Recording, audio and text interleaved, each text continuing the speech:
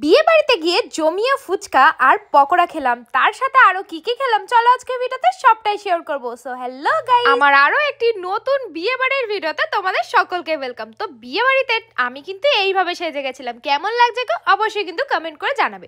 তো সবার ফার্স্টেই আমি বিয়ে বাড়িতে গিয়ে যেটা করেছি সেটা হচ্ছে স্টলের দিকে চলে গেছিলাম। ফুচকা স্টল দিয়েছিল, লোভ কি সামলানো যায় বলো তো, কারণ ফুচকা হচ্ছে মেয়েদের প্রাণ ভালোবাসা, এটাই বলতে পারো।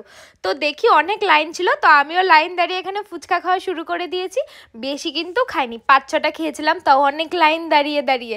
আর তারপরেই চলে গেছিলাম পকোড়া খেতে, আর চিকেন পকোড়া দিয়েছিল, এটা কি মিস করা যায় বলো তো। তো আমি এখানে এক বাটি পকোড়া নিয়ে দাঁড়িয়ে পড়েছি। অবশ্য এই বাটি থেকে আমার বরবাবু একটু খেয়েছিল। আর শুধু শুধু তো পকোড়া ভালো লাগে না, তার সাথে আমি কিন্তু একটু কফি নিয়ে নিয়েছিলাম, আর কফির সাথে পকোড়া খেতে বেশ ভালোই লাগছিল।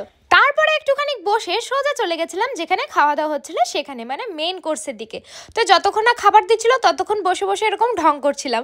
তারপরে ফাইনালি খাবার কিন্তু দিয়ে দিয়েছে, আর সবার প্রথমেই কিন্তু ছিল এখানে নান আর তার সাথে কাবলি ছোলা, যেটার নাম আমি খাওয়ার সময় ভুলেই গেছিলাম। আমি ভাবছিলাম এটাকে আমি কচুরি বলবো না নানপুরি বলবো, আমি এটা নিয়েই কনফিউজ হয়ে গেছিলাম। আমার বর বললো এটা নান, কিন্তু আমরা অনেক রাত্রে খেতে বসেছি তাই এটা কিন্তু পুরো ঠান্ডা হয়ে গেছিলো।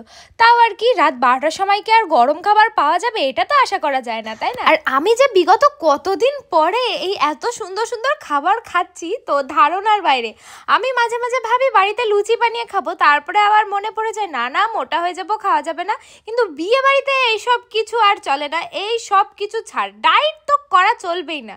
তো আমি কিন্তু একটু হলেও লুচিটা খেয়েছিলাম, আর তারপরে চলে এসেছিলো ভাত, একদম অল্প করে দিতে বলেছিলাম যেহেতু অনেক রাত হয়ে গেছিলো। আর তার উপরে দেখো ডালটাও দিয়ে গেছে, আর তার সাথে আমি একটু লেবুও চিপে নিয়েছি। এখন আমি বসে বসে অপেক্ষা করছিলাম কতক্ষণে আমাকে আলুর চিপসটা দিয়ে যাবে, কারণ ডাল ভাতের সাথে আলুর চিপস হচ্ছে মাস্ট, এটা তো চাই। আর এটা আমাদের বাঙালি বিয়ে বাড়িতে কিন্তু অবশ্যই থাকবে, ডালের সাথে ওই লেবু চিপে আলুর চিপস দিয়ে খাওয়ার যে কি মজা, এটা কিন্তু আর কেউ বুঝবে না।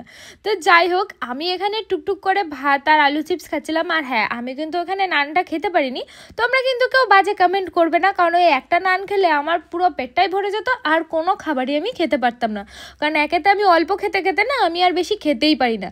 তো তারপরেই চলে এসেছিলো কিন্তু পটল চিংড়ি, আর পটল চিংড়ি আমি বেসিক্যালি খাই শুধু চিংড়ি মাছের জন্য, বাট আমাকে একটাও চিংড়ি মাছ দিয়েছিল না। আমি তো দুঃখে কান্না শুরু করে দিয়েছিলাম। আমি তো এদিক ওদিক দেখছিলাম আমার বরের প্লেটে না দিদার প্লেটে, কার প্লেটে চিংড়ি পড়েছে। আমার বরের প্লেটে চিংড়ি পড়েছিল, ওর কাছে চাইলাম কিন্তু আমাকে দিল না। কি বড় বদমাইশ তাহলে তোমরা ভাবো। কি আর করব, কেউ চিংড়ি মাছ দিচ্ছে না যখন, আমাকে এখন এই পটল আর আলুর তরকারিটাই খেতে হবে। তো আমি দুঃখ করছিলাম বলে দিদা ভালোবেসে কিন্তু দিদার প্লেটে যে একটা চিংড়ি পড়েছিল ওটা আমাকে দিয়ে দিল। অবশ্য দিদা চিংড়ি মাছ অত ভালো খায় না, আর চিংড়ি মাছটা যে এত টেস্টি গাইস কি আর বলবো। সে যাই হোক, ছোট হোক বড় হোক, আমার চিংড়ি মাছ হলেই হলো, আমার খুব ভালো লাগে। তোমরা কে কে চিংড়ি মাছ লাভার অবশ্যই কিন্তু কমেন্ট করে জানাবে।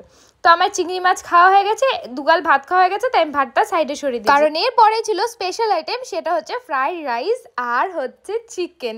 তো এখানে আমাকে কিন্তু আমার প্রিয় লেগ পিস দিয়ে দিয়েছিল, বাট লেগ পিসে না কিছু ছিল না, শুধু হাড় ছিল। বাড়ি থাকলে তো আমি হাড়টা চিবিয়ে পুরো ফিনিশ করে দিতাম, বাট বিয়ে বাড়িতে তো লোকজনের সামনে আর হাড় চিবানো যায় না, এত লজ্জা লাগে। আচ্ছা তোমাদেরও কি মনে হয় যে বাড়িতে যদি এই মাংসগুলো পেতাম তাহলে হাড়টা চিবাতে পারতাম? আমি হাড় এত ভালোবাসি না, কি আর বলবো।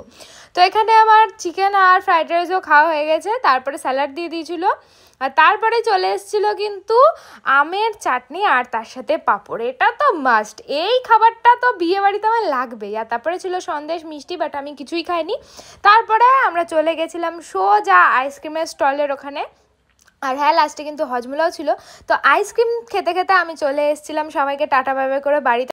তোমাদের আজকে ভিডিওটা কেমন লাগলো অবশ্যই কমেন্ট করে জানিও, ভালো লাগলে লাইক শেয়ার করো, আমার পেজটা ফলো করো। তো আজকের জন্য বাই।